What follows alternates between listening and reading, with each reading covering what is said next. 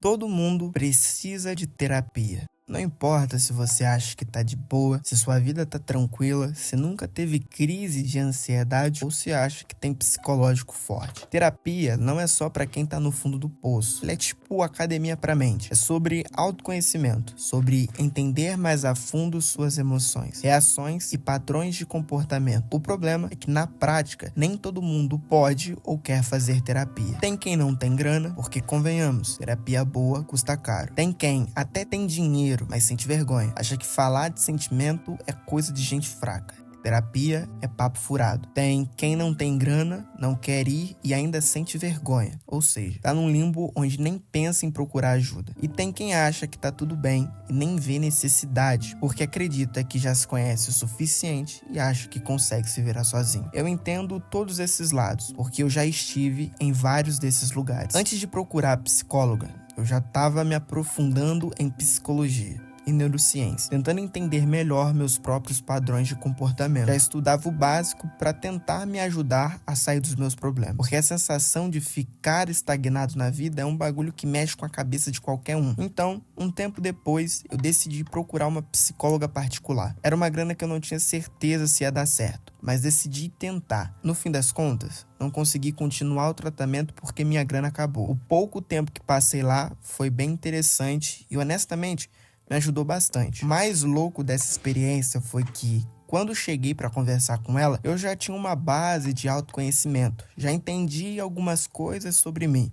Então a troca foi bem interessante. Mas tinha algo que ficava difícil. Os meus pensamentos são rápidos. Eu sou aquele tipo de pessoa que, às vezes, já tá pensando na próxima coisa enquanto ainda tá falando da anterior. E isso faz com que quem tá do outro lado tenha dificuldade em acompanhar o meu raciocínio. Isso fez com que eu me sentisse, muitas vezes, como se estivesse falando uma língua diferente. Como se eu fosse um ET.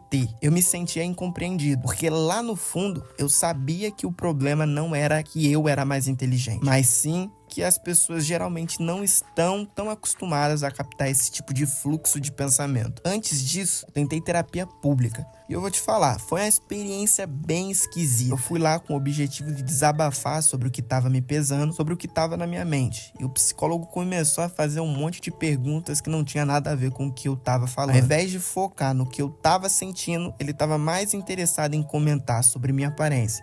Tipo, o que eu tava vestindo. Eu ficava me perguntando, mano, será que ele não percebeu que o que eu realmente preciso é só de alguém que me ouça? Então, ao invés de me sentir acolhido, eu saí de lá com a sensação de que não tava sendo ajudado de verdade. Aí, depois disso, eu percebi que precisava encontrar outro jeito de processar minhas emoções. Foi aí que eu descobri que escrever num diário poderia ser uma forma de terapia por conta própria. E pra ser sincero, a coisa mais louca é que deu tudo certo. Quando comecei a escrever, eu comecei a me sentir melhor, um pouco mais leve, um pouco mais consciente do que estava acontecendo dentro de mim. Escrever sobre o que você sente não é só sobre desabafar ou escrever qualquer coisa. É um impacto real no seu cérebro. Quando você coloca os seus pensamentos no papel, você está basicamente organizando suas emoções. Você começa a entender melhor o que está passando na sua cabeça. E isso não sou eu que estou dizendo, tá?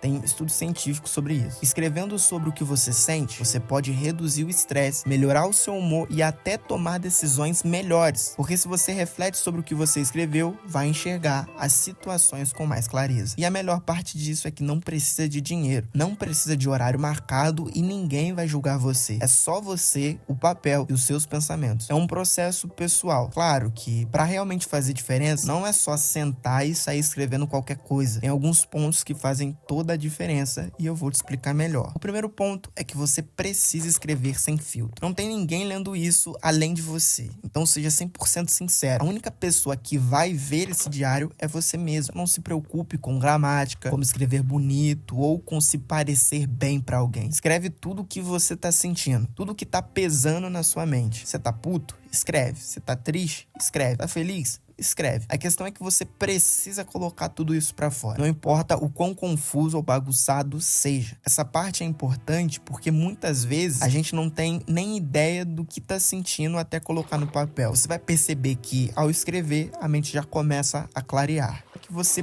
precisa fazer disso um hábito. Não adianta você escrever uma vez e achar que vai mudar tudo. A terapia funciona porque ela é constante. E com o diário é a mesma coisa. Pode ser quando você sentir necessidade, mas o importante é criar consistência. O legal é que, com o tempo, você vai começando a perceber padrões nos seus sentimentos e comportamentos. Você vai entender como lida com o estresse, a ansiedade, a tristeza. Vai ver o que te afeta de uma forma que você não conseguiria enxergar sem o hábito de escrever. E acredite, vai ter dias em que você não vai saber exatamente o que escrever. E tá tudo bem. Nesse caso, você só precisa escrever sobre o seu dia, o que passou na sua cabeça ou até uma frase que tenha te chamado a atenção. Cada palavra que você colocar no papel é uma peça a mais no quebra-cabeça do seu autoconhecimento. Releia e reflita. Depois de um tempo escrevendo, volte e leia o que você escreveu. É impressionante o que você vai descobrir sobre si mesmo. Vai perceber padrões de comportamento que você não notava antes, ou talvez até perceba que certos problemas que pareciam enormes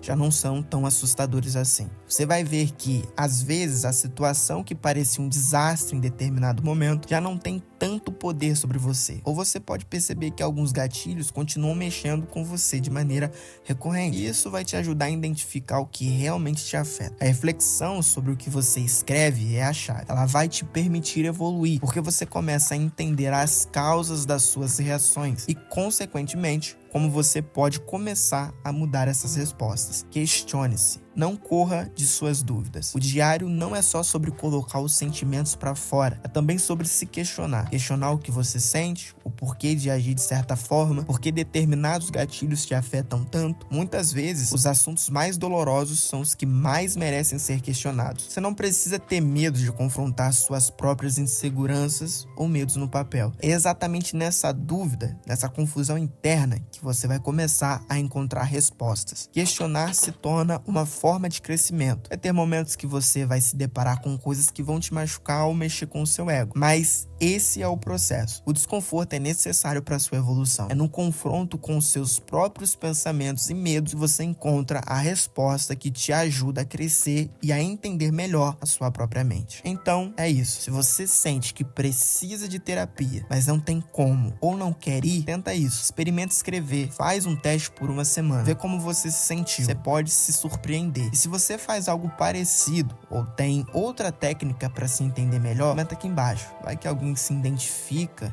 e encontra um jeito novo de lidar com a própria mente. E se esse vídeo fez sentido para você, se inscreva no canal. Tem muito mais conteúdo por aqui para te ajudar. E é isso. Tchau.